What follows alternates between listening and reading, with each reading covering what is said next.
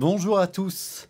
Voilà, aujourd'hui un cours très spécial, la leçon type, la leçon numéro 1 qui nous permet vraiment d'organiser une séance de travail. La plupart du temps, vous êtes tous dans la même contrainte, c'est-à-dire que vous ne savez pas comment travailler. Donc voilà ce que je vous propose aujourd'hui, c'est vraiment un cours type que vous pouvez utiliser pour toutes les séances de travail que vous faites. Première chose, se connecter avec l'instrument avec toujours la même note.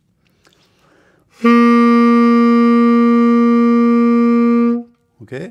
Ensuite, une fois qu'on a joué cette note, on va jouer la gamme majeure diminuée. La gamme majeure diminuée, on l'a vu, c'est la gamme où on rajoute la bémol 6. Et pourquoi on fait ça ? C'est pour tout de suite, on appuie sur le bouton time, tempo.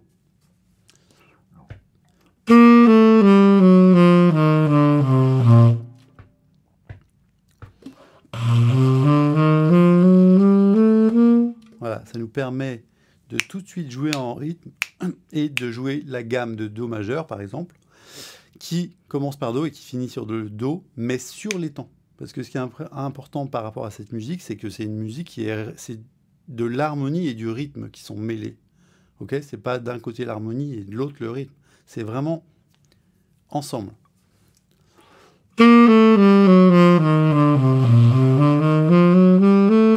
Donc, bien penser à taper du pied.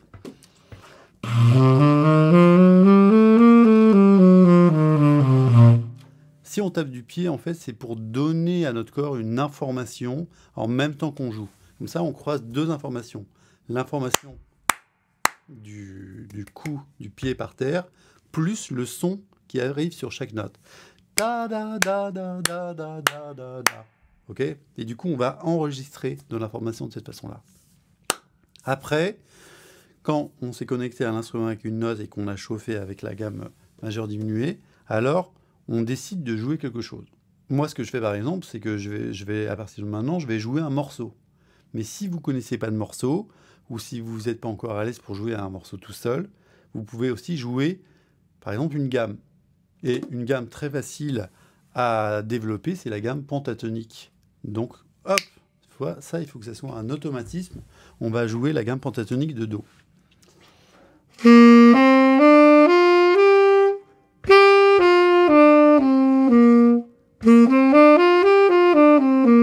Ok, voilà.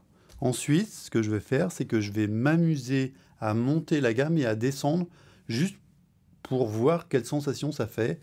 Et de cette façon-là, commencer en fait à improviser, mais sans me perdre. C'est-à-dire que je commence toujours par la tonique, je finis toujours par la tonique. Donc pour moi, c'est Do. Et ce qui est important, c'est de suivre une intuition. Alors, dans un premier temps, on fait sans tempo.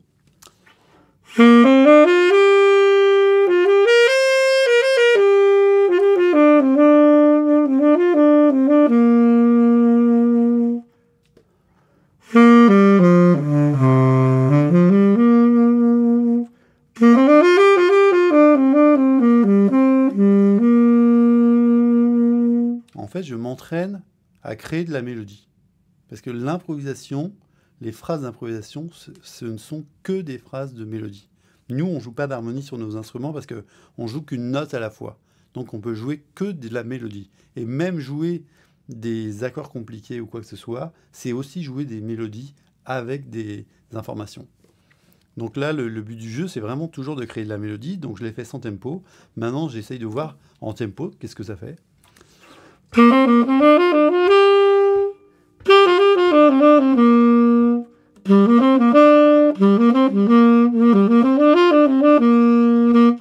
Et voilà, je m'amuse à créer des petites phrases, des petits riffs en tempo. Tonique, c'est vraiment notre meilleur ami. Il faut toujours l'utiliser.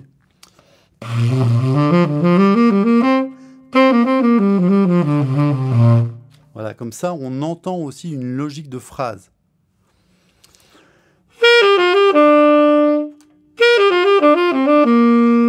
Voilà, on a entendu par exemple que sur la première phrase, on attendait quelque chose. ça, j'appelle ça une phrase d'appel. Et maintenant, la phrase de résolution, ça sera le fait d'aller sur la tonique.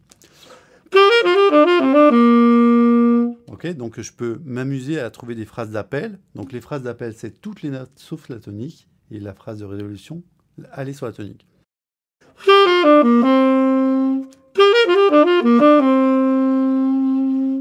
Ok, et ensuite sur la tonique. Voilà. Et là, déjà, on éduque notre oreille à entendre ce que c'est de résoudre ou de pas résoudre.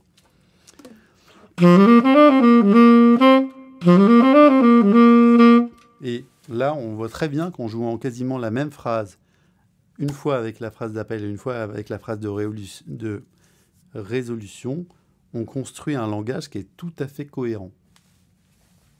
Donc il y a 3 pentatoniques à apprendre. La pentatonique majeure, 1, 2, 3, 5, 6.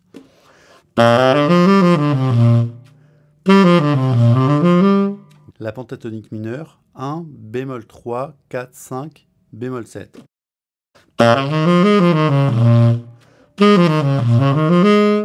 Ok. Et enfin, la dernière que j'utilise très très souvent, c'est la gamme pentatonique blues. 1, 2, bémol 3, 5, 6.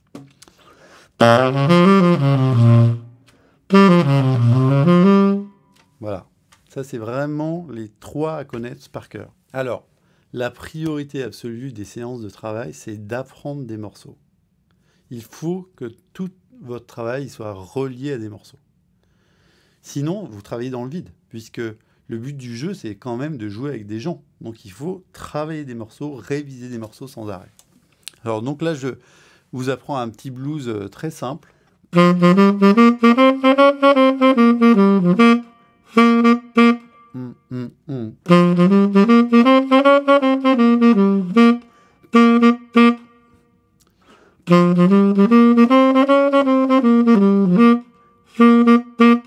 Ok, très facile. Ça, c'est un blues avec 3 fois la même phrase. Et des blues comme ça, il y en a beaucoup. Voilà. Donc, essayez d'apprendre des choses comme ça, par cœur, des thèmes assez faciles à apprendre, à mémoriser. Et ensuite, on va se servir du thème pour développer de l'improvisation. On va utiliser uniquement les notes du thème pour improviser toutes les 2 mesures.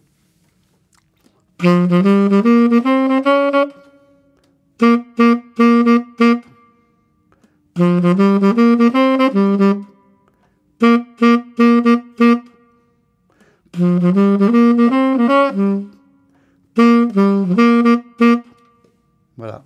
En fait, j'essaye vraiment de coller à la mélodie que je viens d'apprendre et de ne pas chercher midi à 14h. Je monte, je descends, je joue très peu sur les intervalles. Vraiment, il faut toujours que ça reste ultra mélodique et ultra conjoint en fait. Donc, ensuite, on va pratiquer la pentatonique blues.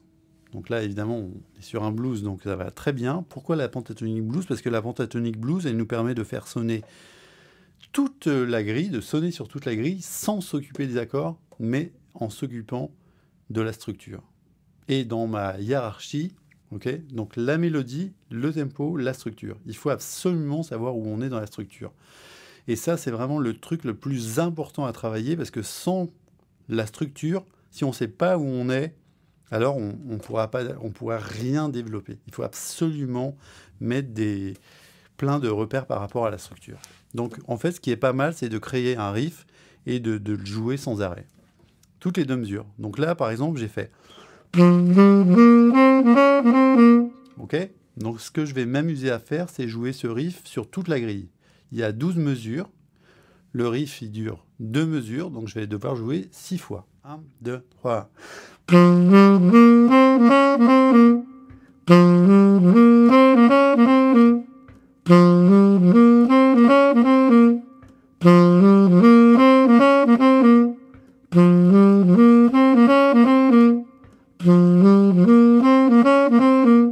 Voilà.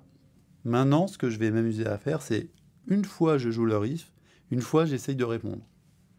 1, 2, 3...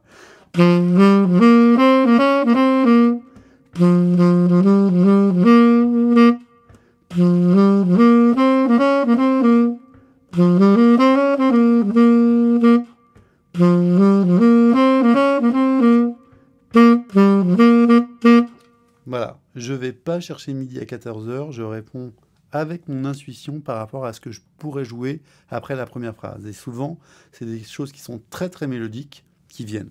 Donc c'est ça qu'il faut jouer. Après, je vais m'entraîner à jouer des riffs. Donc des riffs, c'est des petits riffs, c'est toujours la même chose. 1, 2, 3, 4. 1, 1. 1, 1. 1, 1. 1, 1. 1, 1. Voilà. Donc là, vous avez entendu que je joue toujours la même phrase. Je change juste les deux dernières notes. Et ça, c'est vraiment un travail que vous devez faire pour pouvoir cultiver ce sentiment d'être à l'aise rythmiquement et par rapport à la structure. Toujours toutes les deux mesures, bien entendre le tempo qui est en train de se dérouler et changer très peu de choses pour rester toujours dans la zone de confort. Ensuite, donc, on a travaillé sur des riffs sur la grille du blues.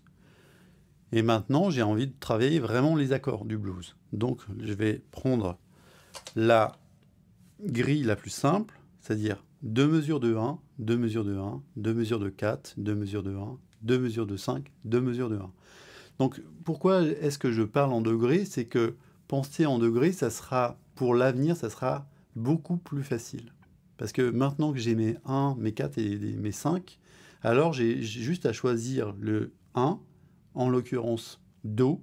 Donc le 4 c'est Do, Ré, Mi, Fa, et le 5 c'est Do, Ré, Mi, Fa, Sol. Donc je pourrais faire la même chose sur Sol. Donc Sol c'est le 1, le 4 c'est Sol, La, Si, Do, et le 5 c'est Sol, La, Si, Do, Ré. Voilà, donc si j'étais sur un blues en Sol, c'est pareil. Hop, direct, je trouve les accords qui correspondent.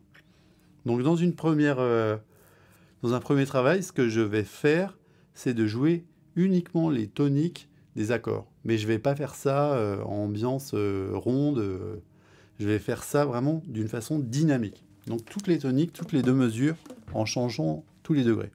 1, 2, 3.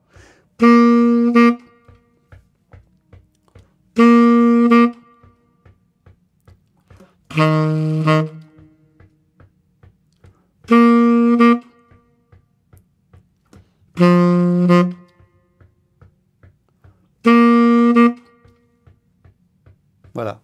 Donc j'ai placé des repères toutes les deux mesures, puisque c'est le nec plus ultra pour moi, c'est toutes les deux mesures. Vous voulez faire des progrès, travaillez toutes les deux mesures.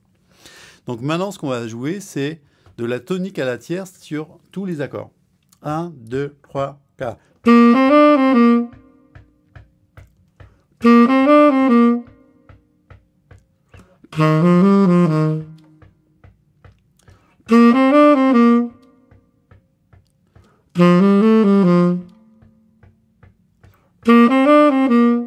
Et voilà. Comme ça, déjà, tranquillement, je connais la tonique et la tierce sur tous les accords, avec une petite phrase mélodique. Donc maintenant, ce que je vais faire, c'est aller jusqu'à la quinte. 1, 2, 3.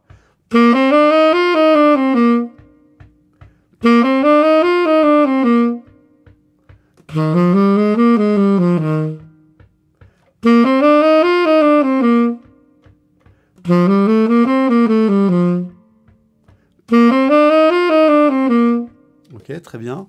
Donc maintenant, jusqu'à la 7e. 1, 2, 3, 4.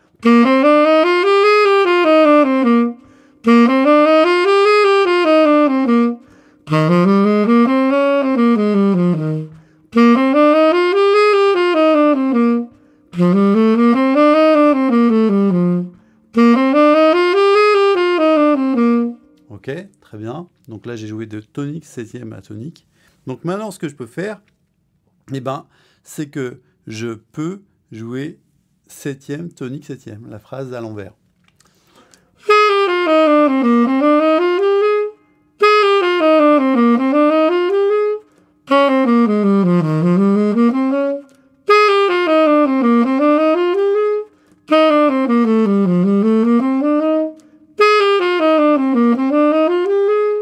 Alors, voilà, ça c'est bon. Alors, est-ce que je sais improviser pour autant maintenant que j'ai fait ça? Non, non, non, c'est pas. Le but, c'est d'entendre des choses qui sont organisées toutes les deux mesures et de bien entendre chaque couleur des accords. C'est ça le but de cet exercice-là, de nous faire jouer aussi,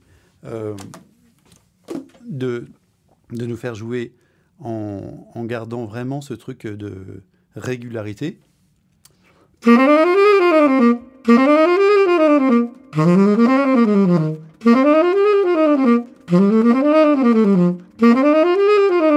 Voilà, de cette façon-là, on entend bien la structure, on travaille les doigts, l'oreille et la structure, et le tempo.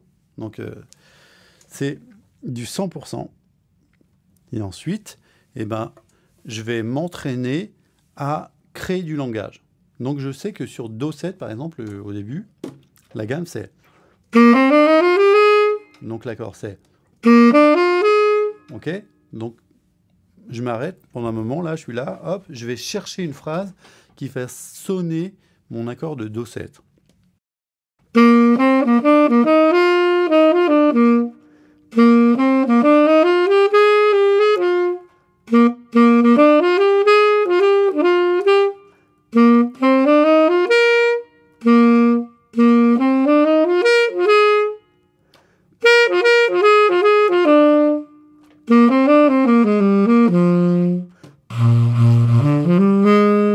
Hop, et dès que je trouve une bonne phrase, je la garde et je la transpose sur chaque degré.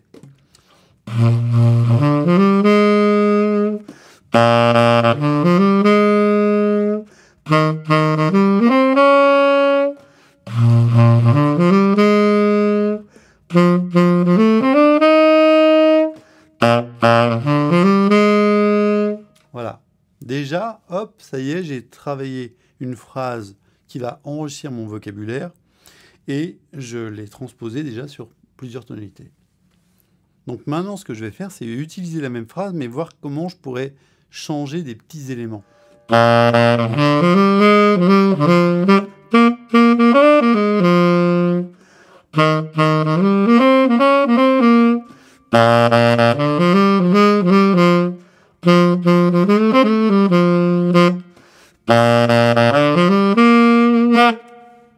Et voilà. Du coup, j'ai ma petite phrase. Je travaille l'improvisation puisque je change des petites choses à la fin de la phrase. Et c'est comme ça que vous allez pouvoir facilement développer du vocabulaire, de l'improvisation et surtout mémoriser du vocabulaire. Parce que pour apprendre du vocabulaire, c'est pas seulement d'apprendre des phrases par cœur, mais il y a quand même vraiment tout un travail de recherche personnelle. Et en fait, quand je dis recherche personnelle, c'est on pratique quelque chose et là-haut, ça va trouver des idées et les bonnes idées, on va les garder en tête.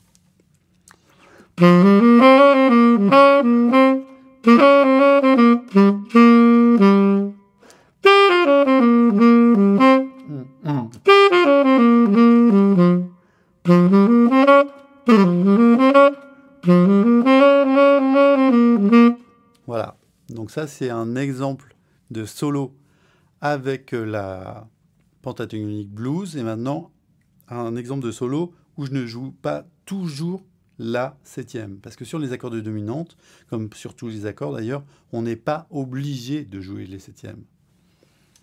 1, 2, 3.